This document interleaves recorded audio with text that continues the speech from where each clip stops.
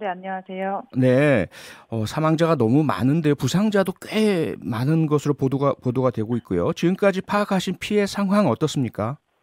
네, 소방 당국이 조금 전에 최종적으로 정리를 해서 발표를 한번 했는데요. 네. 일단 부상자는 49명입니다. 아, 49명 중에서 46명이 연기 흡입 그리고 네. 열상 3명인데요. 네. 49명 중에서 31명이 병원으로 이송돼서 치료를 받으셨고, 네. 그리고 18명은 병원으로 이송되지는 않았습니다.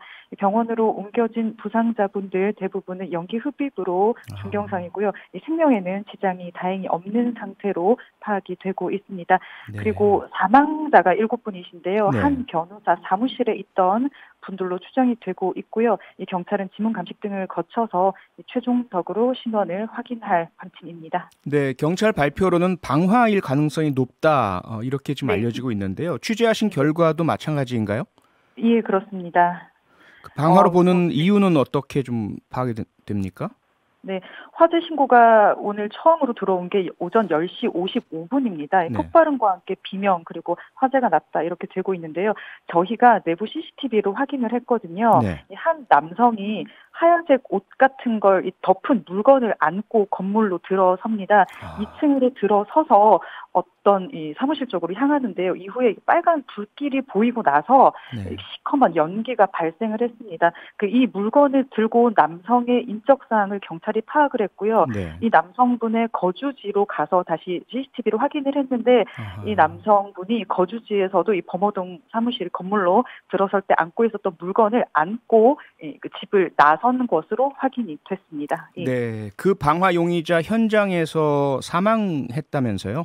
예, 그렇게 지금 확인이 되고 있습니다. 네, 방화라고 추정을 할 경우에 당연히 방화 동기가 확인이 네. 돼야 될 텐데 어느 정도 지금 파악이 됐습니까?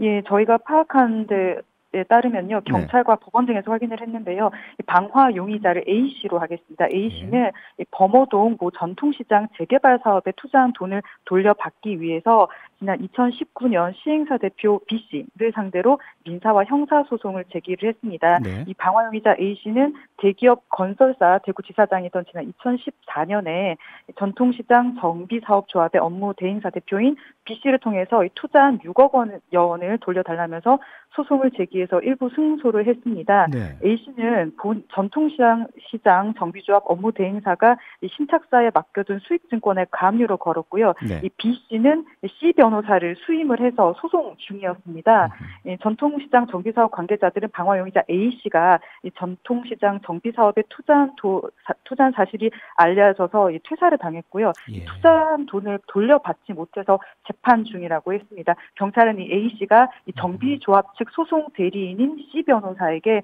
이 좋지 않은 감정을 품고 이 범행을 저질렀을 가능성이 있다고 보고 수사를 하고 있는데요. 아, 이 네. 화재가 발생한 곳이 그 C 변호사와 또 다른 변호사 한 분이 함께 쓰는 사무실이었고요. 네. 관련 소송 2심 변론 기일이 일주일 뒤인 오는 16일에 대구 고등법원에서 예정이 돼 있는 것으로 파악이 됐습니다. 네.